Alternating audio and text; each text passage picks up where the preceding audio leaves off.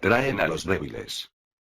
Hay, a propósito, una clave sagrada para defenderse de esas terribles tentaciones. El Padre Nuestro, fervorosamente orado, y meditado sin apremio, y una gran fuerza de voluntad. Acción negativa de la cultura. Los tenebrosos, son terriblemente intelectuales. Hemos conocido magos negros chispeantes de talento, fulgurantes en intelectualidad. Los tenebrosos utilizan el intelecto del estudiante esotérico, como instrumento para alejarlo del real camino de la luz. Los lucíferes, a la vez que son extraordinariamente intelectuales, son perversamente fornicarios. Muchos aspectos de la cultura oficial, de la cultura militante, revelan la intervención o influencia de los tenebrosos intelectualizantes. El estudiante esotérico, se defenderá de todos esos malsanos y desviados intelectualismos, escuchando la voz de su propio corazón, como explorador de los caminos de la luz, como aspirante de los mundos superiores, y la voz de sus sentimientos y de su propia íntima divinidad. Su Dios interno. Falsos profetas. Todo falso profeta es fornicario. Así pues, todo profeta que aconseje la eyaculación del licor seminal, es falso profeta, y está a las órdenes de la logía negra y de los tenebrosos. Por sus frutos los conoceréis. Intervención de los elementarios. Los elementarios, suelen causar daños a las personas, quienes resultan víctimas de aquellos. Existen varios tipos de elementarios. Los caballis, los fantasmatas, los incubos, los subcubos, los dragones, los basiliscos, los aspis, los leos. Recomendamos los elementales de Franz Hartmann. Los incubos, son engendrados por las mujeres que derraman el licor seminal. Los subcubos, son engendrados por el varón que eyacula, también el licor seminal. Los incubos, son masculinos. Los subcubos, son femeninos. Estos elementarios, incitan a sus progenitores a repetir el acto que les dio vida. Y viven a expensas del cuerpo vital de sus progenitores. Entonces aquellos los debilitan a estos físicamente. Los incubos y los subcubos, se desintegran con asafétida. Se arroja la asafétida sobre brazas de carbón. Y con ese saumerio, se limpia el ambiente de larvas, que se desintegran. Es recomendable también, llevar azufre entre los zapatos. Los vapores etéricos que se levantan del azufre, desintegran a esas peligrosas larvas. Los fantasmatas, deambulan por las noches, y se introducen entre los lechos de los fornicarios, para fecundar el semen derramado, del cual, salen innumerables larvas de toda clase. El azufre y la asafétida, terminan con todas esas larvas. La larva llamada, dragón, invade mucho las recámaras de las prostitutas. Se forma con el licor seminal, desintegrándose con el azufre y la asafétida. Los elementarios, hacen caer a los discípulos en el abismo de la tentación. Por eso, todo discípulo debe usar el azufre y la asafétida. Los magos negros utilizan a todas esas larvas, para desviar y dañar a los discípulos. Capítulo 12. La fragua encendida de Vulcano.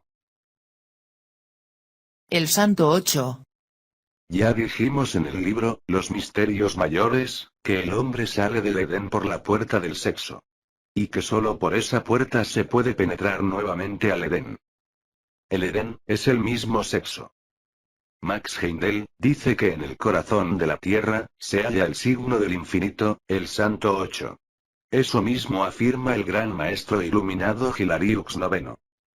Seremos explícitos. El signo del infinito, es una llave de poderes. En ella se ubican simbólicamente, el cerebro, el corazón, y el sexo del genio planetario.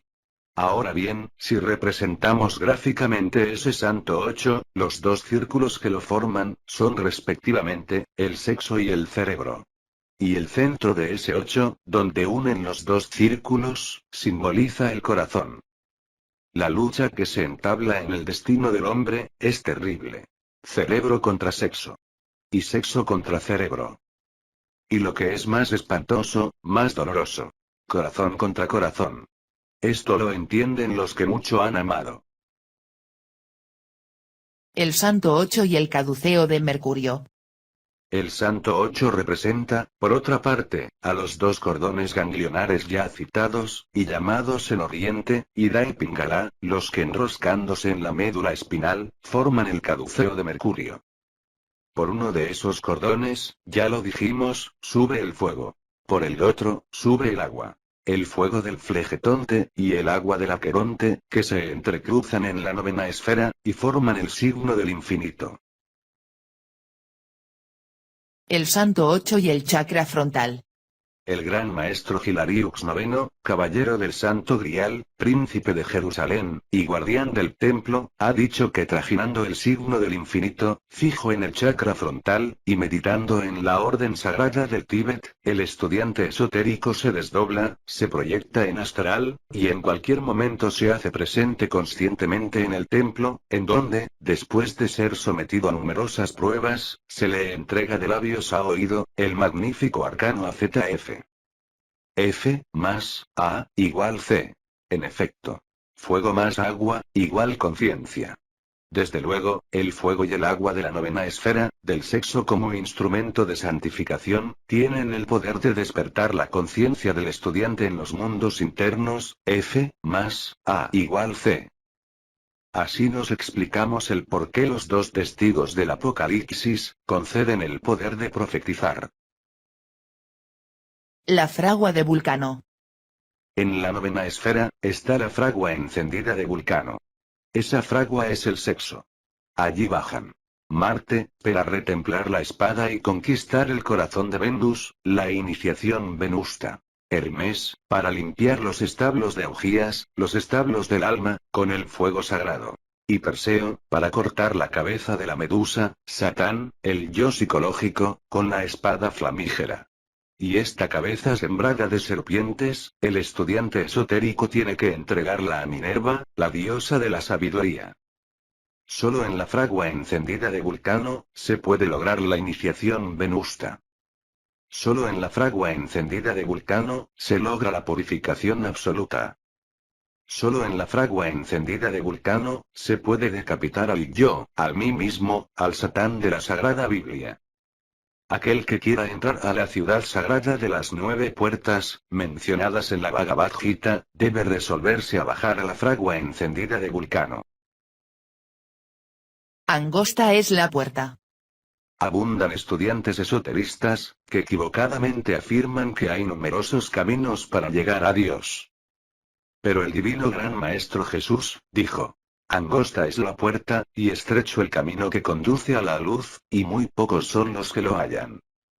Si el estudiante esotérico, escudriña pacientemente todo lo que son los 4 evangelios, podrá comprobar por sí mismo, que Jesús jamás dijo eso de que hubiera muchos caminos, el adorable Salvador del mundo, solo habló de una sola puerta estrecha. Y de un solo camino. Angosto y difícil.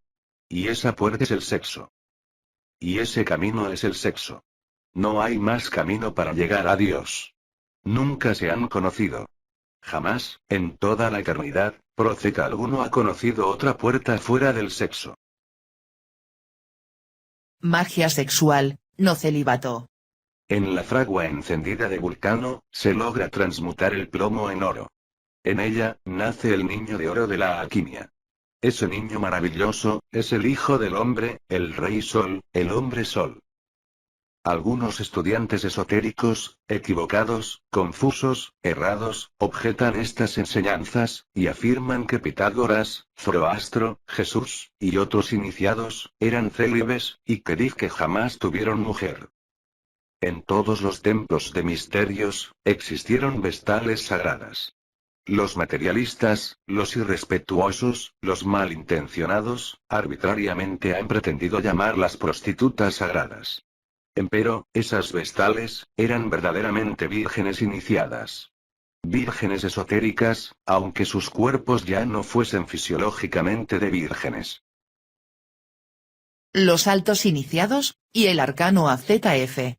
Los iniciados del templo, los Pitágoras, los Zoroastro, los Jesucristo, y todos aquellos iniciados antiguos, sin excepción, realmente practicaron el arcano AZF, con las vestales del templo. Ellos tuvieron que bajar a la fragua encendida de Vulcano, para cortar la cabeza de Medusa, con la espada flamígera de Perseo.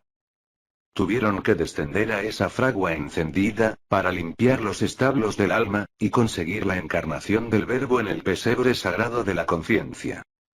Solo en esa fragua encendida, esos grandes iniciados pudieron retemplar sus armas, y conquistar el corazón de Venus. La gran obra del Sol. Aquellos que suponen la existencia de múltiples caminos, para ascender hasta Dios, ignoran totalmente que en la gran obra del Sol, se necesita del agua y del aceite. Mitad agua, mitad aceite.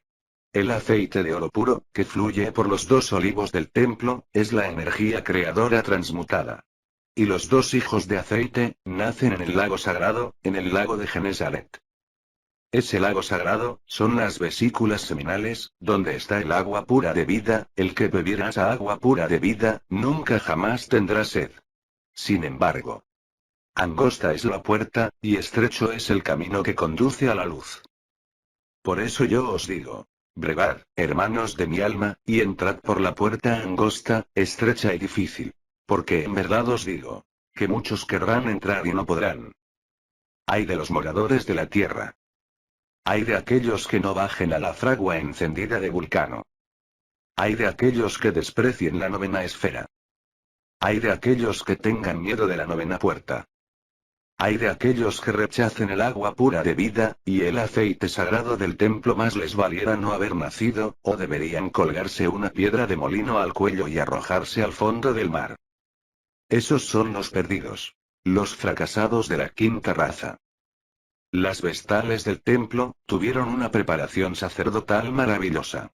Por ellas, el Verbo es hijo siempre de inmaculadas concepciones. El Verbo es hijo siempre de vírgenes divinas. La prueba máxima. El descenso a la novena esfera, era en los antiguos misterios, la prueba máxima para la adquisición de la suprema dignidad del hierofante.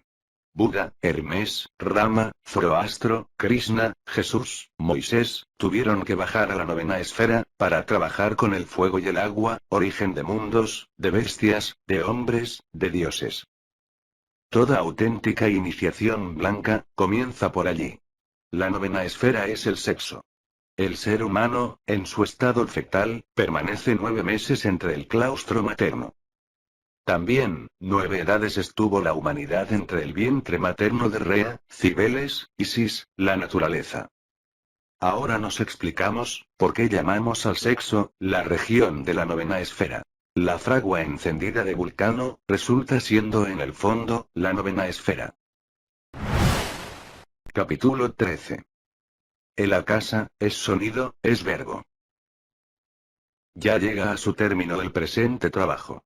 En él, hubo la intención de que se aprendiera a hablar el verbo de oro. La misión del hombre, es instruirse en pulsar la lira de Orfeo. Esa lira portentosa, es la laringe creadora.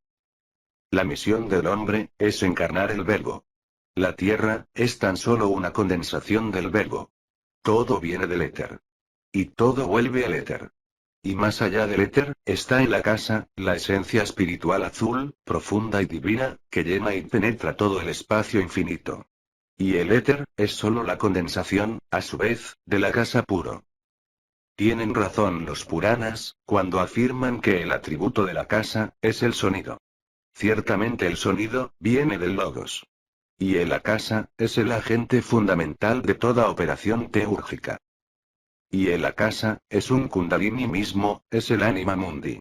Y una preocupación en la vida, debe ser el despertar de esa anima mundi, que es una serpiente enroscada a ese kundalini, por medio de la magia sexual. Solo así se puede hacer oír el gran verbo de oro. De la casa, devienen todas las existencias. Y el akasavani es la voz, es el verbo que proviene del logos. El verbo del logos, se concreta en el akasa. El akasa y los tattvas. Los vayupranas, son ondas sonoras del akasa puro.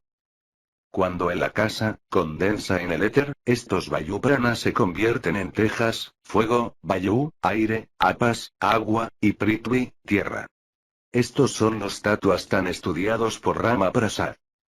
En toda llama, hay